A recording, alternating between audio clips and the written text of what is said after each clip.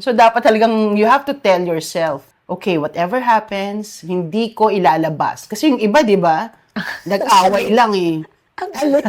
Yan na naman tayo sa ilalabas. Hindi ako maglalabas ng kung anong issue. Kasi parang minsan, di ba, halimbawa, nag-away, mag-jowa, nag-away, magpo-post. Tapos, bati na kami. No, but you know what? I think that's one of the reasons kung bakit hindi talaga dinirect ni Megastar kung ano man yung problema. Kasi nga parang baka she was hoping na maaayos whatever yung problema na yon, and she didn't want yung mga netizens na alam mo yon, yung negative ang maging approach. Kunyari, let's say kunyari lang it was a marital problem. So parang kung magkabalikan sila, ayaw niya siguro na ang pangit ng magiging dating na dun sa parang Naintindihan ko naman. isip ko lang, parang fast forward dun sa